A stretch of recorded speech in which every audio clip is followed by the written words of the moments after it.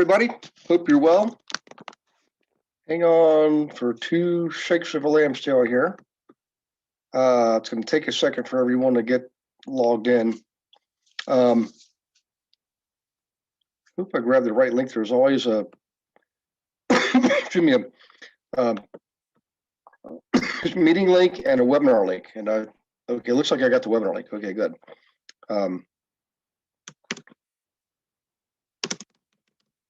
Here's my opening message to all panelists and attendees.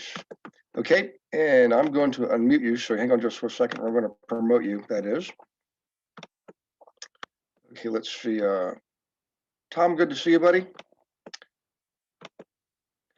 Tom Silvestri and my country cousin Tom, good to see both of you. Sonia, good to see you. Let's see. I'm going to promote you. How about that? And Chris, good to see you. Let's see, David Everett. By the way, guys, why I'm doing this, so tonight, what I want to do is pick up where we left off last week. We were talking last week almost exclusively about subject to purchases, purchasing a property subject to the existing mortgage. And I started talking briefly about other creative purchasing techniques. And I thought, let's go ahead and we could spend a year on that subject, but obviously we don't want to do that. I mean, we can if you want to, but really what I thought would be smart was to, while it's fresh in our minds, is go into some of the others that are maybe more popular amongst people. You hear about them or you're just simply curious. I mean, I'm going to go through and as you see a subject in there, there's 30 some odd techniques, just speak up. I don't mind at all. There are some I would probably tell us we really don't need to cover, and it's because a lot of them change from time to time and administration to administration. So for example, I have a whole section on government underwritten programs or programs they're through private agencies or quasi-government agencies. Like a quasi-government agency is Fannie Mae, for example. Okay, so FHA is government, Fannie Mae is quasi-government. Okay, there are also private organizations that are funded by federal money and for special groups. Okay, very specific groups of people like American Indians or veterans or just women, things like that. There's dozens of programs out there. You'd be amazed what's out there just for the asking. A lot of people don't realize they're out there, but you can Google this stuff. And quite frankly, what I'm going to show you tonight, I won't go into all those details because you can do that yourself. That's actually the second version. I put this together, started putting this together back in, I think, 2007 or something like that. And when I finally got to the final publication, which I think was 2 years ago, I have to check with Beverly on that and see, we pretty much replaced that entire section because it just changes. So when I get to that, I'll probably skip past it, although you may see something very interesting. There's programs, by the way, specifically for mobile home parks, okay? Just, it's amazing what you can find out there. So first off, I just want to say welcome. And we are live and recording. Beverly will send out the recording the next day, as well as the upcoming webinar schedule. And I think they've got March's dates out there. And of course, it's easy now because it's always Monday. So that should make things a little bit easier for us. What was interesting when we had a different day of the week each week, I think it kind of kept people on their toes. And so now we may kind of get lulled into complacency. Who knows? We'll see. Let me double check. I think there's some late arrivals. Susan, good to see you. And Beverly, good to see you. And I know there's some, and Susan, Beverly, not Beverly, our agent, but Beverly, our executive operations manager, let me know that I have an email I need to see from you. So I'll do that as soon as the webinar is over, okay? So good to see you guys. So let's do this. First, let's see if there's any questions that you have, either from last week's subject or anything that's popped up in the last week or over the weekend, because we always, this is basically open Q&A, although we always have a subject to cover. So if you have questions, just give me a chat or do a hand raise or simply unmute yourself, and I don't mind covering them before we jump into tonight's content. It's funny how many of you look like you're bundled up. I'm just, hey, David, good to see you, buddy. Hey, I got a question for you. Yep. Yes, sir. So, can you tell? I know the difference between a high cap rate and a low cap rate, but I was wondering if you could talk for a moment on whether you consider a high cap rate or a low cap rate to be a better investment as it pertains to risk. Okay. Good question. And I'm gonna give you my short attorney's answer, which is it depends. But the Okay, reality is okay, Neil. yeah. But that is an awesome question because what's funny, something as simple as cap rate, you'd be entire books have been written on cap rate. So just to give you the first off, in principle, what cap rate represents is not just reward; it represents reward and risk. Okay, and typically, the higher the reward, the higher the risk. Okay, so a cap rate of 15, that looks, well, that's pretty awesome. I'm going to 15% of my money, and that may be true, but you also may get 15% more gray hair trying to fight and collect your rent, and that's all kinds of stuff. Now, that's big picture.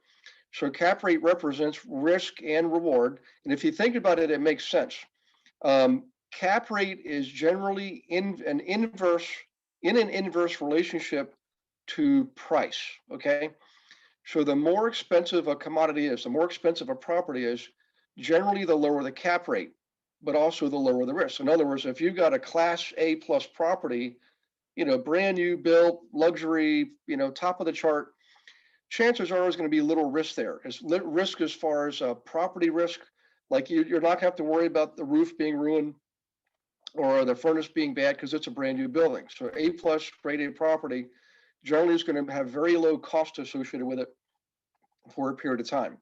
Also, as you might imagine, you're going to attract a smaller audience of people who's going to rent that property.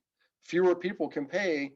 Like I rented a place. You guys all know the company American Eagle, AE, right? So they moved a major part of their operations to Pittsburgh many years ago, and the president of of A&E came to town to look for a property, and guess who got picked to be his agent? Yours truly, showing up in my four-door pickup truck to take the president of the American Eagle around looking at top floor penthouse condos, and he ended up renting, which I didn't mind because his rent was $10,000 a month. So it just goes to show. So how many people can pay $10,000 a month rent? And it was a top floor penthouse overlooking the three rivers and all that. And it was kind of a neat transaction. But the point is that was a low risk endeavor for the owner, for everybody, and the cap rate was low. There was low return on the cost of the property. When top floor penthouse, you're looking at millions of dollars, right? Versus a C minus property that might have cost $25,000 per unit, but bring in $500 a month rent. That's a pretty high cap rate. Without going into all the figures, I'll show you the calculation if you want, but essentially, I have a rule called the 2% rule and the 1% rule. In an environment where the cost of money is high, I'm going off on a tangent here, so just hang on to your seats. In other words, interest rates are 10% from conventional banks. It costs more to borrow money. Money's more expensive.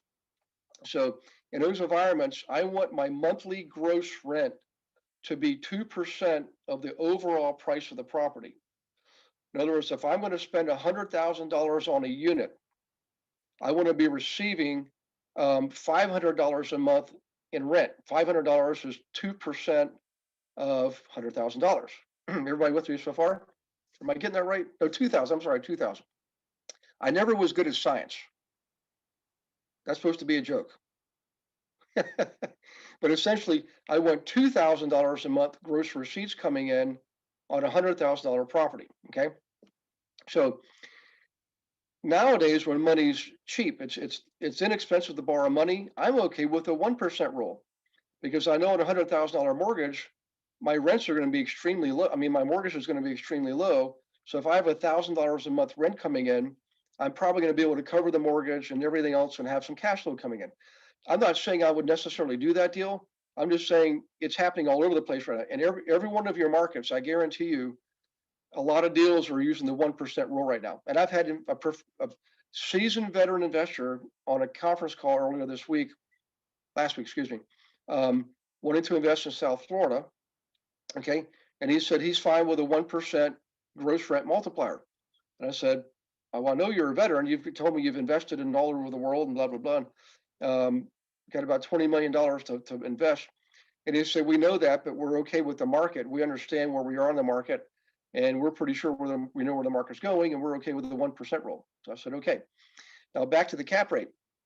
The property that I would spend $100,000 on, say for 4 units, four $25,000 units that I'm renting for 500 a piece for a total of 2,000. That cap rate is going to be very high, but also the risk is going to be high. But it's going to be in a different part of town. It'll probably be an older building, right? Probably 80, 100-year-old building, with the foundation and structure being pre-World War II. Might have some old steel pipe plumbing, maybe some old lead pipe plumbing, possibly, I don't know, and some old wiring. So there's going to be more maintenance costs with that building, higher risk. And also you're dealing with a different tenant base too. So in any case, so back to what Dave was asking, first and foremost, it represents risk and reward. This is what the cap rate represents. It's inversely proportionate to the cost of the property, right? The lower the cost of the property, generally the higher the cap rate, and vice versa. But also, it depends on the area. So the type of property, okay, and the area. So for example, years ago, I was teaching all over the country. I go to Dayton, Ohio, and I didn't expect this, excuse me, but the average price there, whoops, left my water in another room. The average price there, guys, was $70,000. 70. That's it. That was the average. Okay. Well, as you might imagine, the rent compared to cost basis was generally higher. But overall, the prevailing cap rate was higher because of that. So all those things I just told you about were sort of somewhat mitigated because of the low price, the overall low price of the area. Does that make sense? So the overall low price of the area kind of dampens all those other factors, right? It kind of skews the results, so to speak. And at the same time, over in San Francisco, there was a neighborhood we were flipping a home in that was clearly over $2 million, very, very high. So that was being skewed, and clearly cap rates were going to be very low there. Now there are other areas. I've lived in Baltimore, Maryland before. I lived in Pittsburgh, and very briefly as a child lived in New York. For the most part, we lived in the South and usually the country. But there are areas, mostly in the cities, where they have more problems. LA's famous, Chicago, just any big city, doesn't matter. They've got their problem areas, and I know that because I've lived in a city before. In those areas, you're definitely going to have C- properties, C- areas.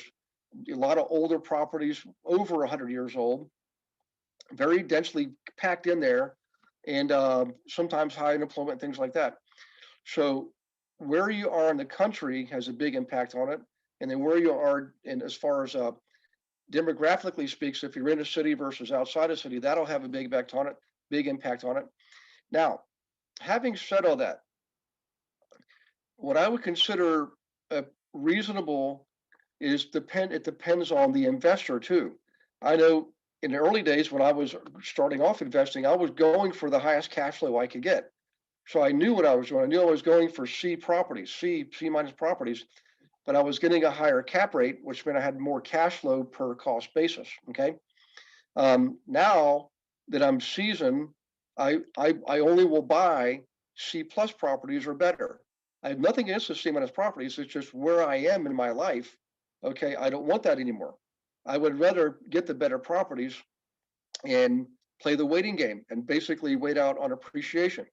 So which I'm going to kind of wrap this discussion up with here.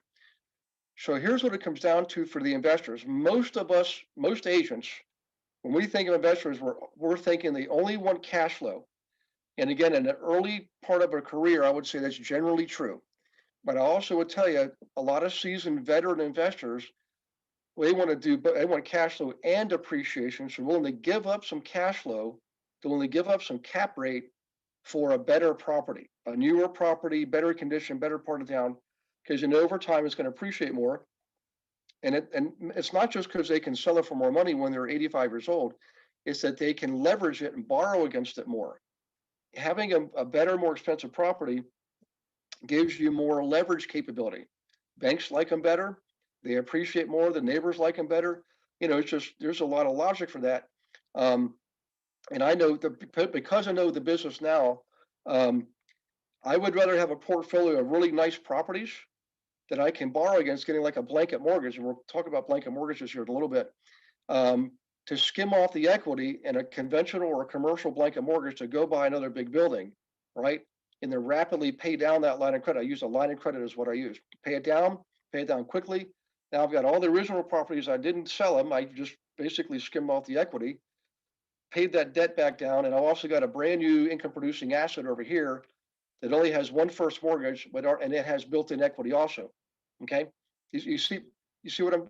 Does anybody, what I just described, or does that make sense, or does that not make sense to you? Does anybody? If it doesn't, please speak up, because this is an important concept. Hey, Sonia. Yeah, that makes sense to me. I mean, I've actually had this teaching before, and I get, you know, I get Yeah, the trade-off of cash flow versus and appreciation, and trying to yeah, have a good combination. yeah. What's interesting? Have you guys heard of REIT? REIT, Real Estate Investment Trust. It's like a mutual Yes. fund with real estate as opposed to stocks and bonds. I'll give you a homework assignment. Between now and next Monday, everybody go Google REITs, or just go to any rating company and email or call them and ask for their annual report. They should all have them out now, because we're now February. So by end of January, they should have produced their annual report from 2020, and study the annual report and see what kind of properties they bought and sold in 2020. Okay. And I think you'll find an interesting connection here. Most REITs um, will shift with the economy. They will lean more towards properties they believe will appreciate more in some economies. And other economies, they may lean more towards properties that are more cash flow oriented. And they'll tell you in their prospectus, this is what this fund does. It's more about cash flow, or it's more about appreciation, or it's balanced. Okay. Long term, what REITs do is they'll buy good properties, and they almost, because it's kind of weird to say this, but I've seen them where they actually would pay full price. It's like they don't care what they're paying for it, because you know what they're looking for, what they believe it'll produce 3 years down the road. They will jack up those rents. I mean, like forcibly raise the rents. Sean, have you ever seen that in like, Manassas, Fairfax, the Northern Virginia areas? Will REITs will buy big buildings, and like they're paying cash for them, and they're paying full price?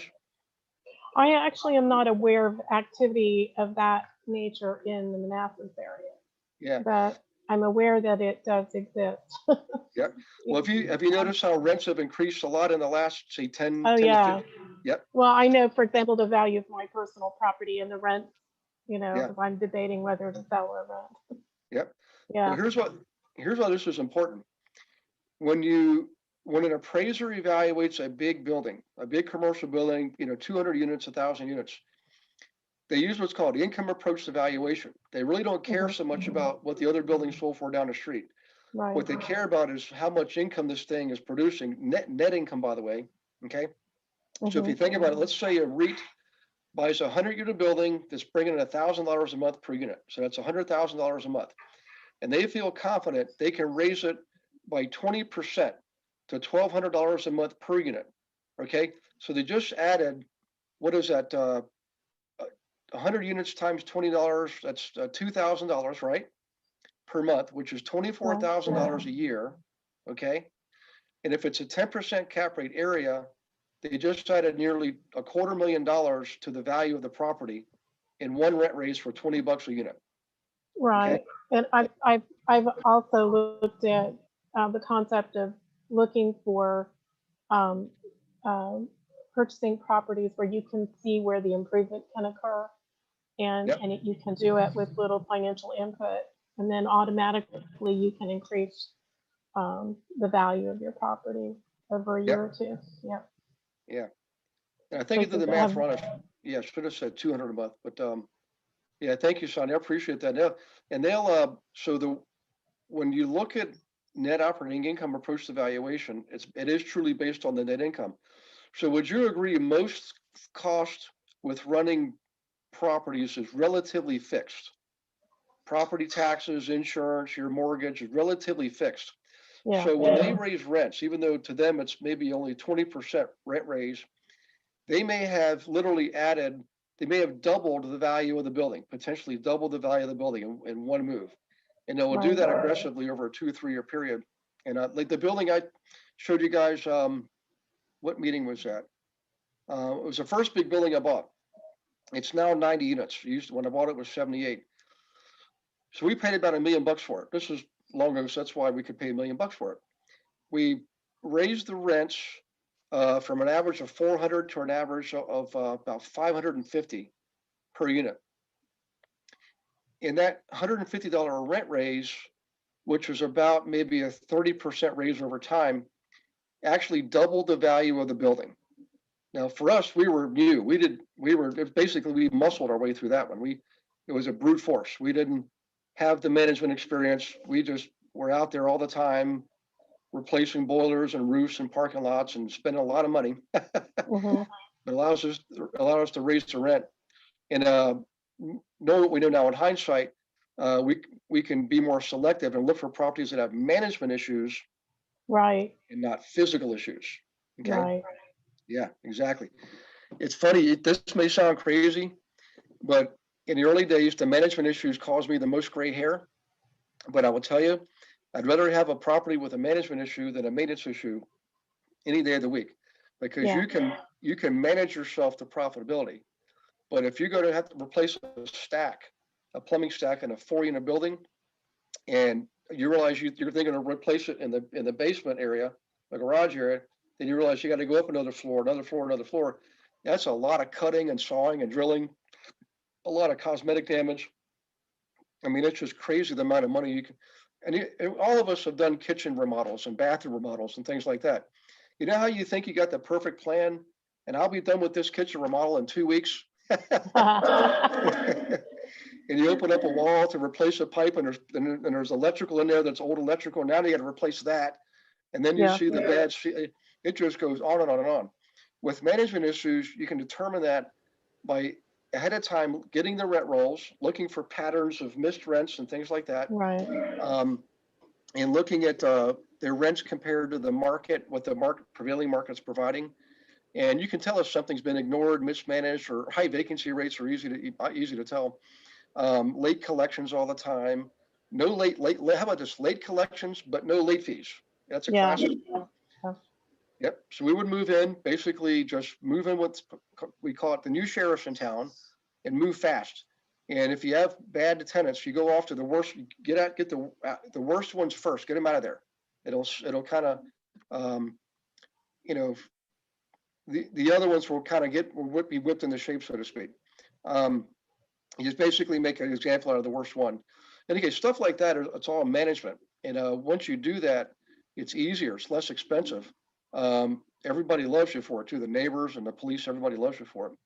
So in any case, how about that? See how a cap rate question can get into all kinds of things, but they all have to do with cap rate.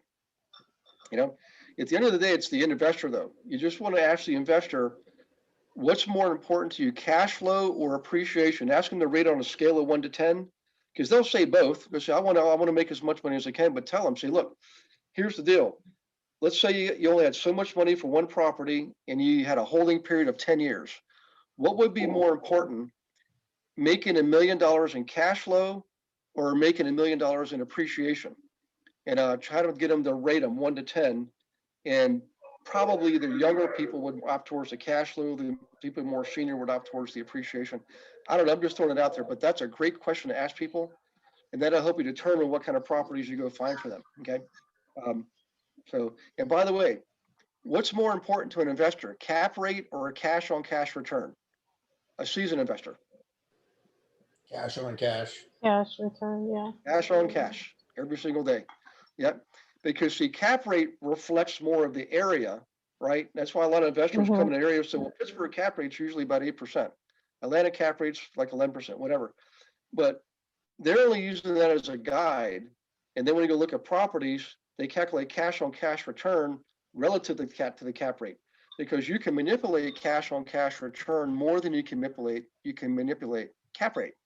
Cash on cash return, you can put more money down, you can put less money down, you can extend the term, you can shorten the term, you can increase the rate and lower the rate. All those things affect cash on cash return. So while a lot of investors might walk away from a building, seasoned investors always sit down with their charts and figure out do all these what if scenarios. How can they improve cash on cash return? Like on the purchase, when they strike the deal, how can they have a positive impact on cash return? That's why you'll see REITs sometimes buy these properties. Like, why do they pay full price for that? We don't know what the terms are, but they probably struck terms that made it a much more positive cash on cash return property. So, any case, good subject. Any questions on that subject, guys? Any more questions? Okay, all of you have your eyes open, so that's a good sign. I'm not being too boring here. I was going to say, those people who didn't smile on your question about remodeling a kitchen obviously have never had the pleasure of remodeling a kitchen or bathroom before. Yeah. Because I'm too scared to do that in my own house. Take the cost and the time and multiply by 2, and you might be in the ballpark. Yep. At least Everybody, Gary, on a oh, round of sorry. 3, everybody say hi, Dana. Hi, 1, Dana. 2, 3. Hi, Dana. Hi, Dana. Hey, Hi, Dana. Guess who Dana Truman is? Yes. Why is Dana Truman so important to everybody on this webinar? Because he's up Take a line. guess. He's my upline.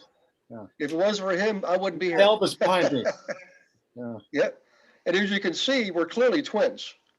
We are. As soon as we met each other 12 years ago, maybe 12 years ago, we knew we were twins, So, any case, Dana, I was just reading in down east about the appreciation in Portland, man. Portland's out of control. It is, but there's 2 sides of the coin. Yep. Like 1-bedroom condos in downtown Portland for $500,000. I was shocked. Yeah, it's we'll see. I mean, Yeah. we make money regardless. Yeah. Yep. So guys, Dana is one of my all-time, lifetime best friends. I mean, first time we met, it was like instant blood brothers, and the rest they say is history. So, yep.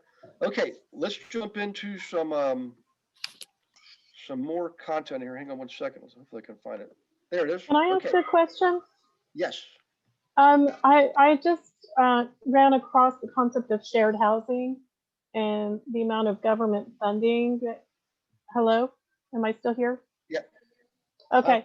The amount of government funding that's available for shared housing occupants and how profitable that can become.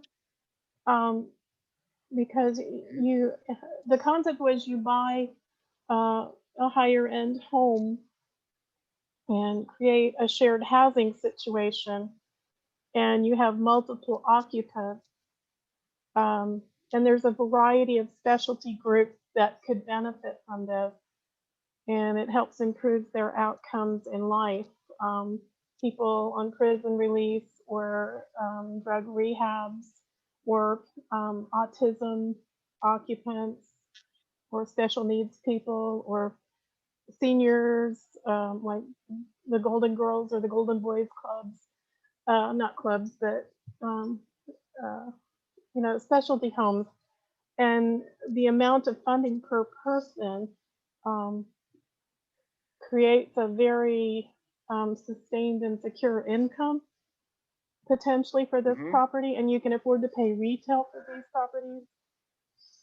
And of course, you need to do screening for where those that need to improve their lives. You have to be screening those as well. But that was shown as a great investment opportunity.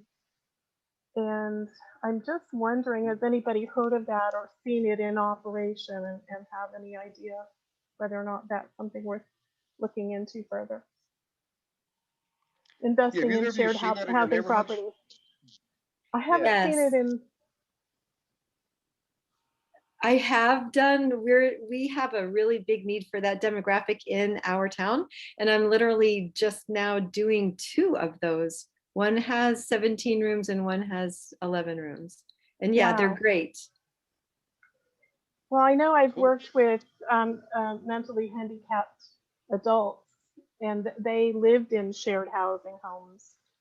But I think I was looking at Gene Guarino, and he residential assisted living homes was an investment vehicle that he was describing, and then he recently sent out a video about this shared housing investment opportunities. And I was just curious as to how familiar anybody is with those. I had one of my investors, I mentioned it to him, and he was very interested. And we have an appointment to talk tomorrow. So I wanted to hear his input on the video I sent him. And I just wondered, has If you anybody?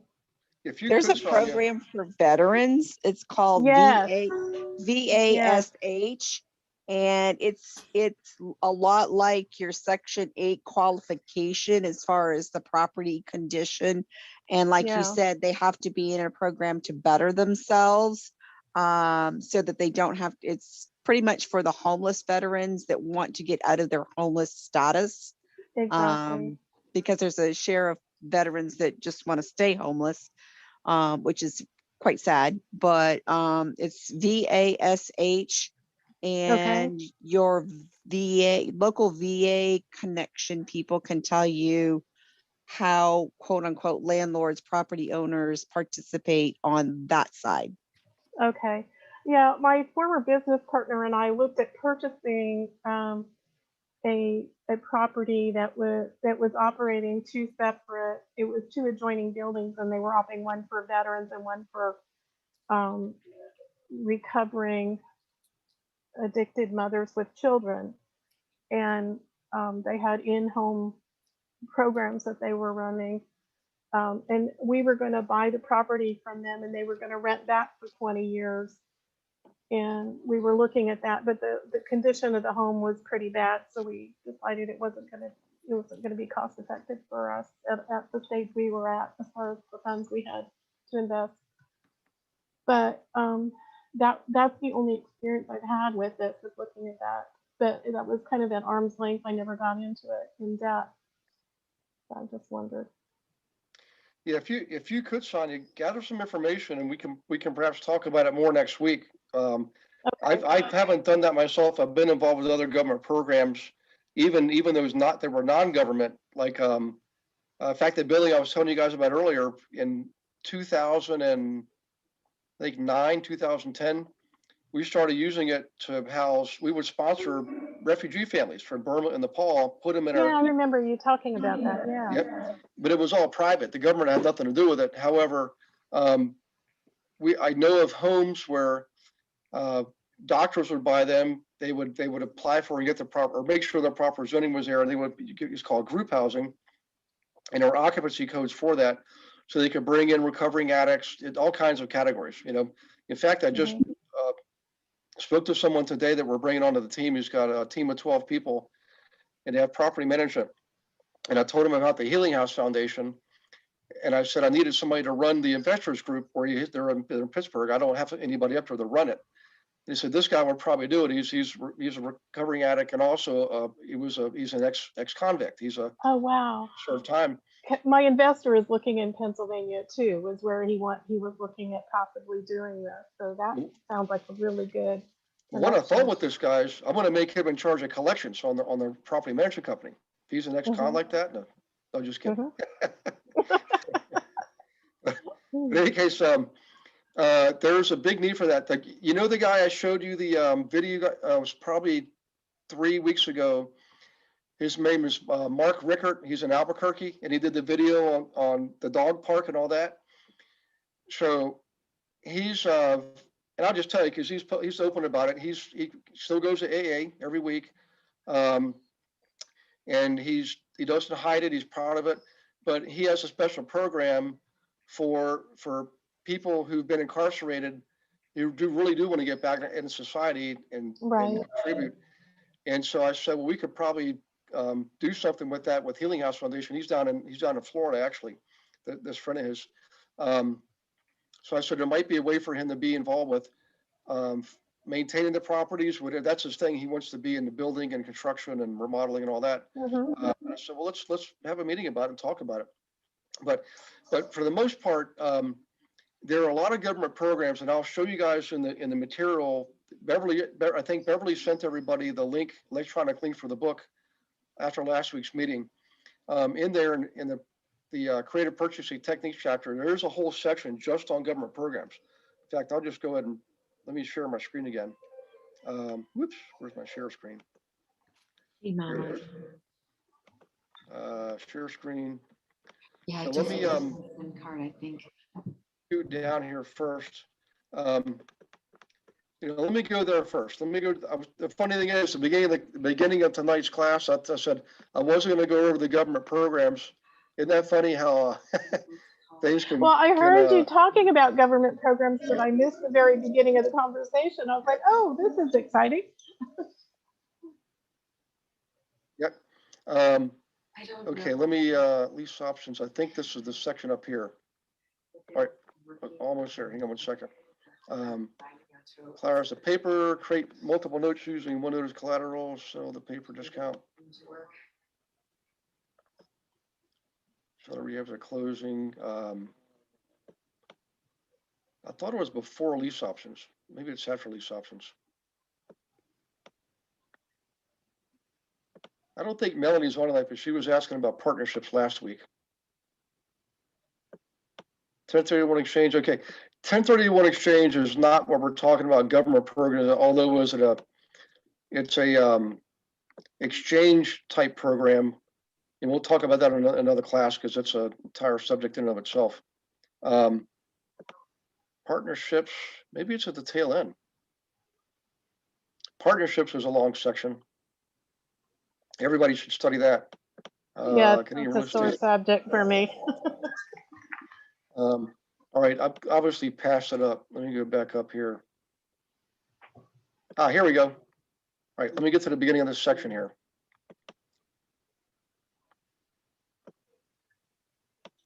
I think this is long terms.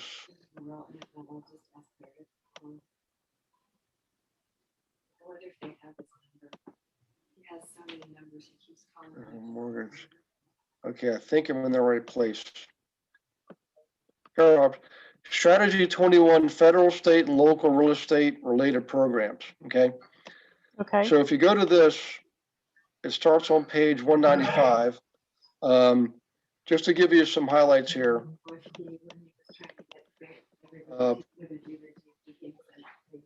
Here's some of the groups of people that may benefit from something like this. So first-time home buyers, low to moderate income home buyer, disabled or handicapped person, minority women, American Indian, property with an environmental hazard, elderly, delinquent on mortgage payments, people behind on their payments. Anybody who wants to build low-cost rental units. Guys, there was a Freddie Mac loan available, and I heard they still do it. Check this out, 3% fixed for 40 years. It wasn't like a commercial mortgage that reset every 5 years. Is that amazing? Yeah, on a commercial property. Yeah. So Robert Kiyosaki used to do this, and he said the requirement was you had to make a certain percentage of the units available to Section 8 tenants. And I'm like, sign me up, So that's how Robert Kiyosaki made a lot of his money. I was blessed to be able to meet him and have dinner with him out of Lake Tahoe, 2016, I think it was. And told him I was like the groupie. Hey, Mr. Kiyosaki, man, I took all your programs, read all your books, and he said, "Get away from me, young man." No, he didn't say that, but he was funny. The guy was he's a former Navy helicopter pilot, and granted, the group was an all men's group, and I never heard the F-bomb drop so much in my life. And he's a big dude too. He's a pretty big dude. In any case, back to this. Neighborhood needs revitalization. So we used to do a program called Turn a Street, and a few investors would get together and buy up all the properties on a street remodel them at the same time, and petition the city to provide a grant for brand new sidewalks and streetlights. And then that's all we'd ask them. You put in the sidewalks and streetlights, we'll do the rest, And then lo Yeah, and I've seen behold, that happen in Roanoke. Yeah. yep. So we did that. It wasn't really a government program, but they started getting behind it more. Migrant farm workers, this is huge. I mean, we have students with investors like in Illinois, Peoria, Illinois, farm country, and farmers are scrambling to buy up duplexes or buy single family homes, convert them to provide housing for their workers, their farm workers. How about this mobile home park? And You guys Gary, know that? they Remember I can mentioned they it can earlier? use those loans for non-owner occupied, huh? For which one? The migrant farm worker you were talking about. Yeah, I don't know all the details, but I'm gathering that's what that is. Yeah, yep. Now this information now is just a few years old, so these are broadly speaking some of the categories of groups of people that are benefit from this. So we could Google it and see what the current programs are. We could just literally Google current government programs for minority groups, and they'll just list them all out for you. A lot of them stay the same, or that there's always, they might modify them, 203K, 203B, all these different things, but live in mobile home rental park. I know somebody wants to talk to me about doing solar panels. I'm just not really interested, quite frankly, but back in the 70s, the government would literally pay for you to put a solar panel on your roof. You'd have to spend a dime. I don't think they do that now. I think it's still big business, but I don't think they're giving away like they used to. Living home with dysfunctional plumbing, that probably came about in the 1990s with the Clean Water Act, I bet. Living property with lead paint. So, see, if you provide housing to minority groups, you can usually qualify for a lot of grants. I'll give you another example. We did this one time. A lot of this I just learned from just being in the business. I didn't study everything, one of these things. I just did them. So I had a 3-unit building, 1, 2, 3. It was 3 floors, 3 units. And I had an applicant call me and say, I'm interested in your property. I've driven by it. I understand it's 3rd floor. He said, I am handicapped, but I really want the 3rd floor. And I said, man, I got to tell you, I don't have that kind of money to put in, the stair lifts or any kind of thing like that. And he said, don't worry about it. There's a government grant that will pay for everything. All you do is you sign a piece of paper to say you're okay with it. And by the way, at the end, when I leave, they'll even come back and undo it all. Yeah. Well, guess how much rent I got? 3 times the rent. Seriously. Wow. It was $500 a month. And they do some type of an appraisal and say, well, we'll give you $1,500 a month. I'm like, are you kidding me? And but that's what happens. I didn't lift a finger. I didn't pay a dime. They came in, put in all the ramps, the stair lifts, the grab bars in the bathrooms, and raised the sinks. They did all kind of widen the doorways. It was crazy. And but the guy, when I sold the building, he was still there, and those rights are transferable, of course. And I told the new owner, I said, look, my suggestion to you is don't ever turn this thing back to a standard unit. I mean, you're getting 3 times rent, which allowed me to sell it for a lot more money, by the way. Okay. Wow. Yeah. I would do that every day of the week. Now, if you have a big building, you have to be careful, because if you have so many units per building, per main door, there are government regulations that say you may have to, if your building's out of code, but you have to update it to make it handicap accessible, even if you don't have any handicapped people there. I've seen that happen before. Usually they'll say if you have one, you've got to modify it, and then then you can make it available for others, and of course get higher rents and all that. But when I first started off, guys, I didn't have millions of dollars sitting around. I was just starting out. I didn't know these things. It was scary. But as I grew and got more experience, I realized when stuff like that comes around, always research and ask questions, and you'll find out a lot of times it may look like a pain in the neck, like, oh my gosh, here's the government again, sticking their hands in my pocket, telling me what to do. But at the end of the day, if you're getting more rent and you're you're serving more people, I mean, that's what it's all about. That's usually what they're there for. They're not there to kill business. I know it seems that way sometimes, but they really are there to make more housing more affordable or more available to groups of people that might not otherwise be able to do that. and they will compensate you as the owner to make your properties available for those needs. That's really what they're all about. So let's see, we got about 15 minutes to go here. Do you guys want to keep on this subject? I mean, I was going to show you like blanket mortgage and all that kind of stuff, but you know, any of this stuff you're welcome to read on your own. Sometimes it helps to discuss it because all kinds of little idiosyncrasies come out when you discuss it. Yeah. I will tell you this, one thing I want you to keep in mind is think about how you can use this in your marketing when you're marketing to investors who might not know any of this stuff. And they might be thinking, I don't want that kind of housing. I don't want those kind of headaches, but maybe they're not thinking of everything. Maybe they don't know everything, right? So you can educate this. You can show them. I mean, literally take some of this material and share it with them. You can't share the entire book, but you can take little paragraphs. That's honestly, a lot of my marketing guys, I would give away videos and pieces of chapters and stuff like that.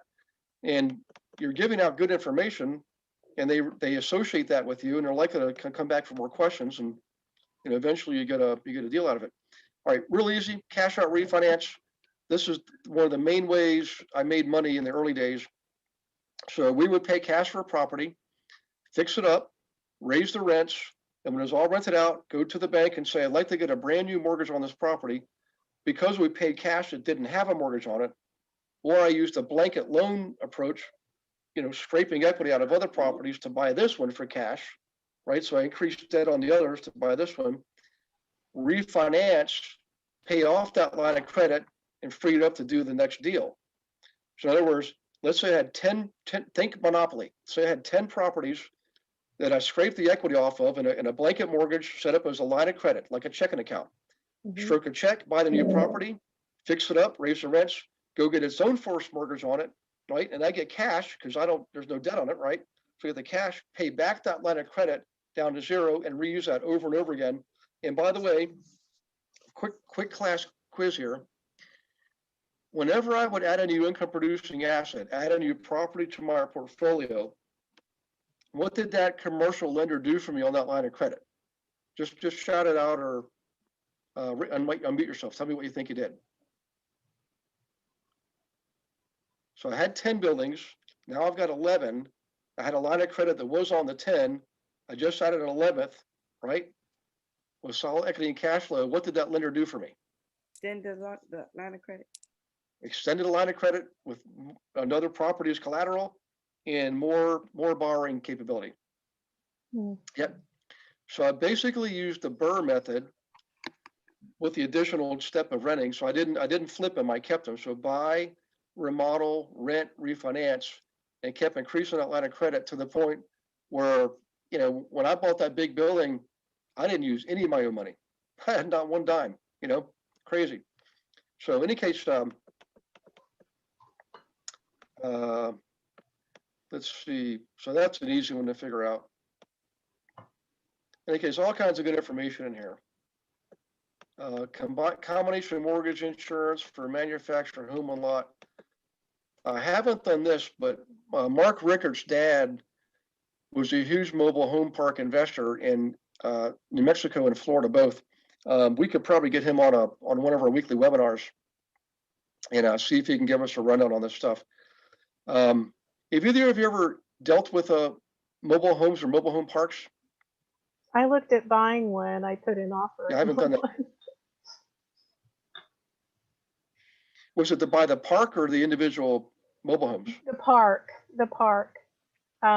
The park had run down, and I would have to put in new septic system in the whole park, and so my offer was pretty low, so I didn't get it. Yeah. But it ended up some overseas company bought it for greenscape housing for growing their greenscape materials, where they do greenscapes in cities on high-rise buildings. So they bought the land for that. And they obviously outbid me. But I did a lot of research, and I actually saw some of those water improvement programs where you could get funding to improve the water and septic systems. I was actually looking into those federal programs. Cool. Yeah. Well, the name of the game there is to own the land. on mobile Yeah. home parks. Yep, You can exactly. learn the other things too, but the land is the main thing. Let me see if I can find one. How about this? Let's say you're in an area where you have a strong population of American or Native Americans, or some people call them First Nation. There was, by the way, there's a group of First Nation out of Canada that last time I spoke, they were wanting me to be part of the program. They're creating a bank just for Native American Indians, or in Canada, they call them First Nation, in both US and Canada. And I thought, how cool is that? But I didn't invest in it. Not that I love the idea, but when I did my studying on demographics, guess how much of the population is made up by Native American Indians, percentage-wise?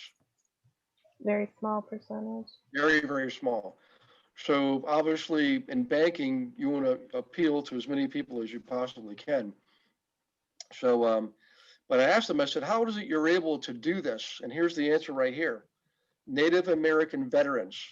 There is a section of code that if they have one owner, an ownership group that's also a veteran, under the Veterans Administration, they can get the bank, the approval to be a bank. So they did like an end around. That's how they were able to do it. So, yeah.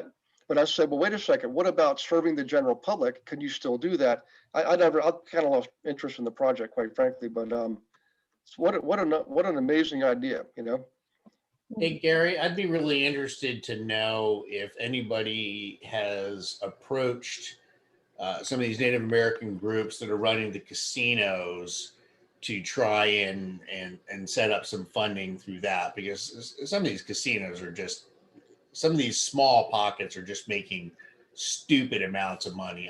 I'm sure that it has, but it would be interesting to look at that in combination with any type of the government programs that are out there and see how that could be leveraged. Yeah, it's a good question. I don't know the answer. I know that obviously they're tax exempt as long as they're on a reservation. But I'm not sure if they're able to leverage that. Yeah, I don't know. I wouldn't. We could probably pontificate on it. We might have to deal with the mafia if we started dealing in that area, though. Yeah. Yeah.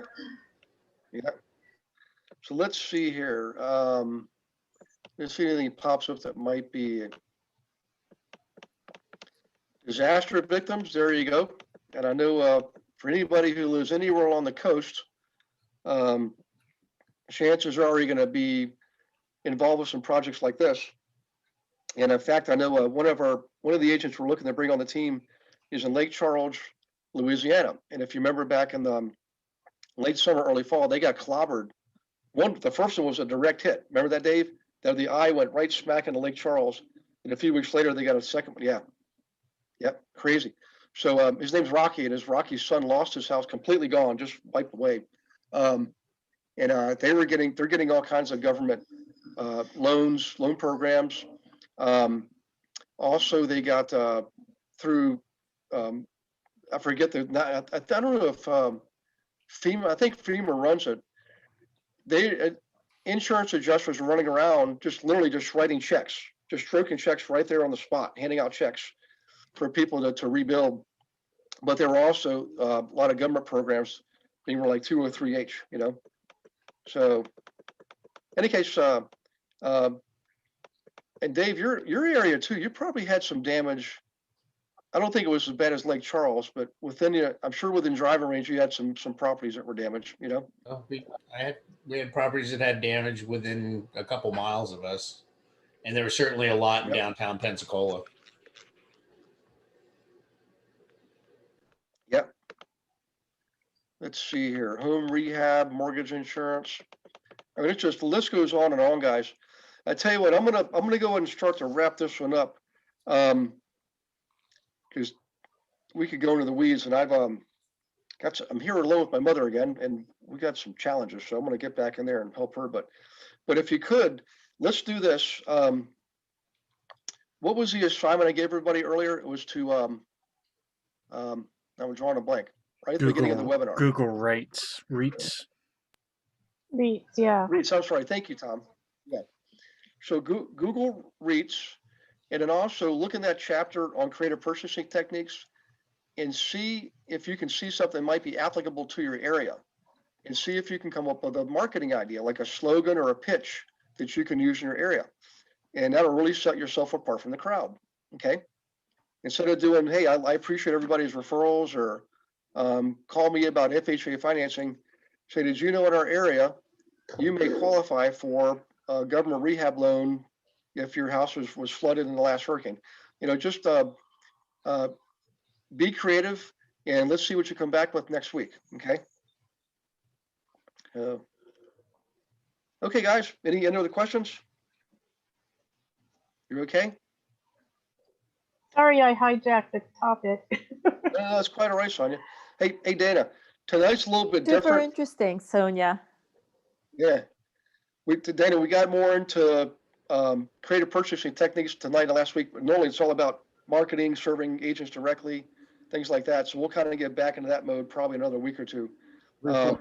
I'll see But I you saw next you set Monday. up a strategy call, so that's good. And I'll hook you up. And these are some of the folks on the team.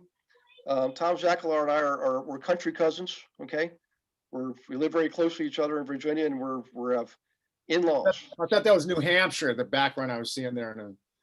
Oh, it does look like it, doesn't it? Yeah. So, in any I just case, want to know where to find listings. That's all. Yep, that's it. So, in any case, we're going to dig into find your data when we do that strategy call. I just did one today with Houston, found exactly what we needed. Took about a half hour. So, I think we'll be able to do the same up there. So, Very cool. Thank you. you're welcome. Hey guys, have an awesome rest of the week. For those of you who are running gigs, remember I'll be teaching tomorrow night for the Eastern time zone gigs, Wednesday for Central, and Thursday for Pacific and Mountain. So I'll be pretty busy next couple of days, staying up late and all that. But still, if you haven't had a one-on-one for a while, please set one up. Otherwise, I'll see you on the ones you already have scheduled.